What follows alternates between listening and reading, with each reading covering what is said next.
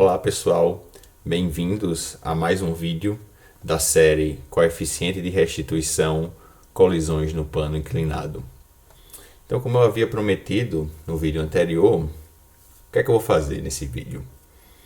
Eu vou reescrever a definição matemática que a gente já falou sobre ela, né? Definição matemática de coeficiente de restituição, V' sobre V. Sendo que agora eu vou reescrever a razão V' sobre V através, não mais do que eu fiz no vídeo anterior, que foi utilizando equações da cinemática, né? Em especial a equação de Torricelli. Agora eu vou resolver essa questão utilizando o teorema trabalho-energia cinética, certo? Então, mais uma vez, nós temos aqui nossos sistemas de coordenadas x e y. O móvel ele parte desse ponto inicialmente, certo? E vai colidir com o elástico na base do plano inclinado. E ele vai voltar, né, após a colisão, vai inverter o sentido do seu deslocamento e vai subir uma distância ΔX', enquanto que inicialmente ele andou, né, ao longo aqui do eixo x, na superfície do plano inclinado, ele andou inicialmente uma distância ΔX. Ok. Então, o que é que diz o teorema trabalho-energia? O teorema trabalho-energia diz que, nessa situação em específico, né, que o trabalho da força gravitacional, certo, atuando sobre esse corpo ao longo desse trajeto aqui, né, na descida do plano inclinado, isso daqui vai ser igual à variação da energia cinética que o corpo tem ao longo desse trajeto, ok? Então, ao longo desse caminho ΔX, o trabalho que a força gravitacional vai exercer sobre esse corpo ao longo desse caminho vai ser igual à variação da energia cinética do corpo ao longo desse caminho. E por que é interessante eu utilizar o teorema trabalho-energia cinética para os propósitos que eu tenho? Porque energia cinética envolve a velocidade do corpo. Então, variação de energia cinética seria energia cinética inicial. Na verdade, né, variação de energia cinética seria energia cinética final, no final do plano inclinado, menos energia cinética inicial. E eu estou querendo saber exatamente uma das variáveis que eu quero substituir lá no coeficiente, lá na equação do coeficiente de restituição, é a velocidade que o corpo tem logo antes, né? Imediatamente antes da colisão, certo? Que a gente chamou nos vídeos iniciais de velocidade relativa de aproximação, ok?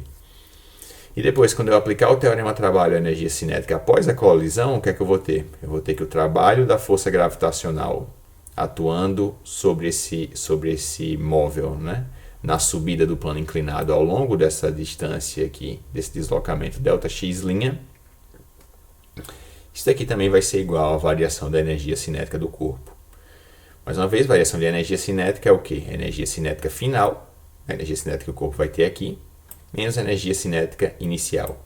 E essa energia cinética inicial envolve a velocidade inicial que o corpo tem imediatamente após a colisão, que é outra velocidade que eu também preciso para fazer a substituição lá na equação do coeficiente de restituição, tá certo? Então é isso que nós vamos fazer. Então, primeiramente, vou aplicar o teorema trabalho-energia, como eu já expliquei, primeiro nessa região aqui, né, que o corpo se desloca ΔX, certo? Do ponto onde ele é liberado, com velocidade igual a zero, até o momento da colisão. Eu vou analisar o percurso inicialmente só nessa descida. Então, trabalho da força gravitacional, né, da força peso, é igual à variação da energia cinética do corpo. Como é que eu defino o trabalho de uma força? Trabalho é a integral da força escalar um elemento de deslocamento dr, né? P escalar dr. Nesse caso aqui, porque minha força é a força peso, então estou representando como P. Isso daqui é igual à variação da energia cinética final menos energia cinética inicial. Ótimo. Para eu representar, né, esse produto escalar aqui, em módulo, o produto escalar ele é o módulo dos dois vetores que compõem o produto escalar vezes o cosseno do ângulo entre eles. Ok? Voltar aqui para a figura. Inicialmente, dr é o que? Dr são os pequenos, os elementos infinitesimais, né, de deslocamento aqui na superfície do plano inclinado. Então, dr nunca muda de direção, certo? Dr está sempre ao longo do eixo x aqui, que está representando, né, essa direção na superfície do plano inclinado. Então, dr sempre tem a direção x. E a força-peso também nunca muda de direção, está sempre verticalmente para baixo, ok? No nosso caso aqui não representa nenhum desses eixos, nem o eixo x nem o eixo y, mas é sempre representado o peso, né, verticalmente para baixo. Então também é uma direção fixa. Então, se dr está ao longo do eixo x e a força-peso está verticalmente para baixo, certo? O ângulo entre esses dois vetores é exatamente esse ângulo que eu escrevi aqui, certo? É esse ângulo de 90 menos θ. Como é que eu sei que esse ângulo é 90 menos θ? Porque o plano inclinado tem uma inclinação θ. Aqui você tem um ângulo de 90 graus, é um triângulo retângulo. O que sobra para completar 180 graus é 90 menos θ. Certo? Então, o produto escalar, certo? Ele é um número, né? O produto escalar vai dar um escalar, um número, e o seu módulo é dado por P vezes dr vezes o cosseno de 90 menos θ. Então, agora eu tenho o que eu preciso para resolver essa integral que representa o trabalho da força gravitacional. Isso aqui é igual à energia cinética final menos a energia cinética inicial. Se lembra que o móvel parte do repouso, ou seja, velocidade inicial igual a zero, certo? Então, energia cinética inicial igual a zero. O que eu vou fazer? A força-peso, certo? Ela não varia ao longo do deslocamento dr, então ela pode sair da integral. Cosseno de 90 menos θ, certo? Também é um número que não vai variar, uma vez que o ângulo θ do plano inclinado é um ângulo que não muda, né, ao longo de dr. É sempre a inclinação é fixa. Então, o que a gente pode fazer é utilizar a relação trigonométrica.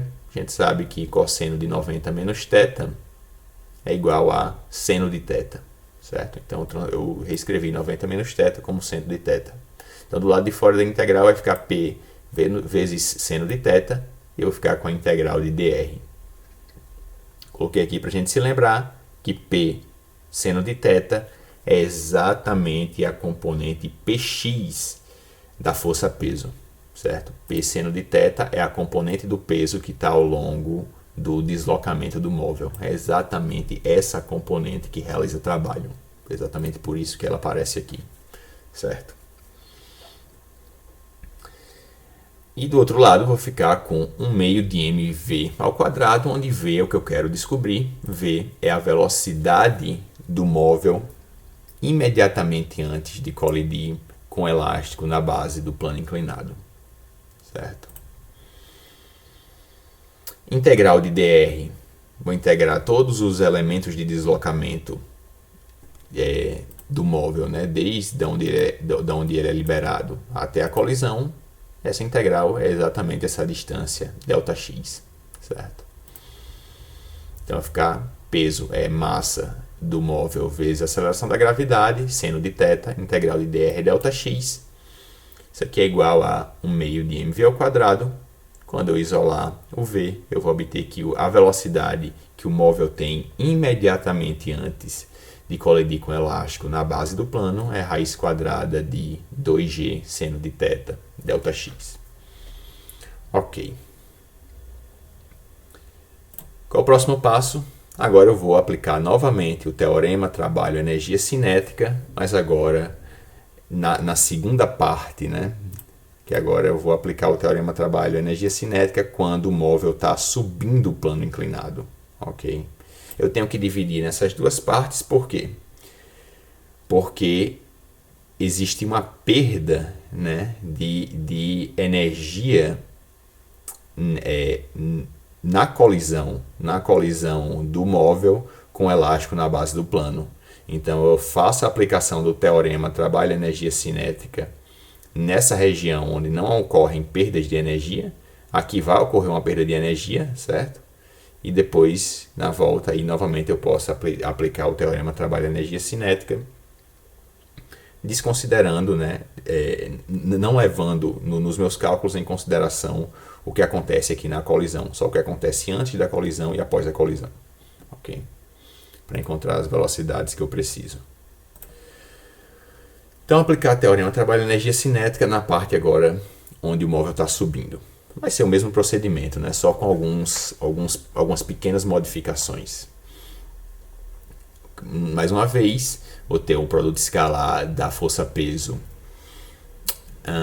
com o elemento de deslocamento dr, né? Sendo que dr agora, o peso continua exatamente na mesma direção, vertical para baixo, mas o dr agora mudou, porque o dr agora seria um vetor não mais no sentido x positivo, como era esse aqui inicialmente, mas agora é no sentido x negativo, né? Já que o móvel está subindo. Então dr está nessa direção x negativo e a força-peso está para baixo, certo? Verticalmente para baixo, dr está aqui. Então o ângulo entre eles, certo? Seria esse ângulo aqui, que é θ, mais esse ângulo aqui, que faz 90 graus com a vertical para baixo, certo? θ mais 90, ou 90 mais θ, é o ângulo entre força, peso e dr. Exatamente o que eu coloquei aqui, né? Ficar com a integral de p dr cosseno de 90 mais θ, que é igual a, né, variação da energia cinética do corpo, mais uma pequena modificação, que agora a energia cinética que eu vou colocar igual a zero é a energia cinética final. Quando o corpo ele chega no final desse deslocamento Δx, ele vai estar parado, certo? Vai estar em repouso. Ele terminou a subida. Então a energia cinética final é zero, a energia cinética inicial é exatamente a componente que vai ter a velocidade v' que eu quero calcular, que é a velocidade relativa de afastamento entre os corpos após a colisão. Então vai ficar zero menos energia cinética inicial. Mais uma vez, se você for consultar uma tabela de relações trigonométricas, você vai ver que cosseno de 90 mais θ é menos seno de θ, ok? Então vai ficar P vezes menos seno de θ, integral de dr, da mesma forma que no caso anterior. E aqui vai ficar menos, né, que vem dessa diferença, menos 1 meio de mv' ao quadrado. E eu quero saber quem é v'. Tem menos desse lado, tem menos desse, certo? Então posso multiplicar por menos 1 os dois lados da equação para eliminar esses sinais negativos. Mais uma vez, quem é que aparece aqui? P seno de x, a componente px, que é a componente que atua ao longo do deslocamento do móvel, é a componente que realiza trabalho, certo?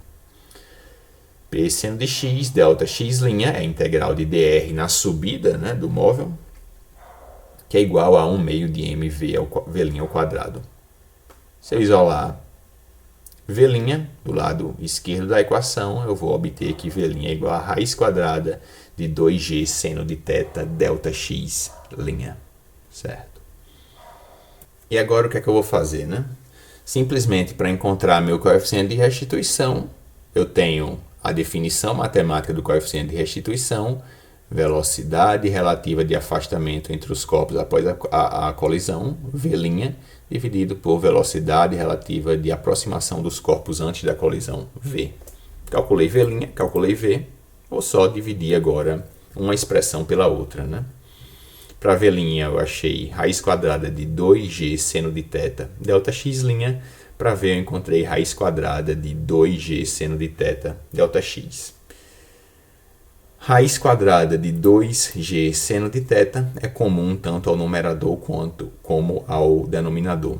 Então, esses termos se cancelam e eu chego exatamente naquela expressão, né, para o coeficiente de restituição que eu tinha obtido lá quando aplicando a equação de Torricelli, que coeficiente de restituição é raiz quadrada de ΔX' dividido por ΔX. Ou seja, coeficiente de restituição eu posso medir experimentalmente como esses deslocamentos que o móvel vai ter do ponto em que eu libero ele até o momento em que ele colide, seria ΔX, e medindo o ΔX', que é quanto o corpo se desloca ao longo do plano inclinado na volta.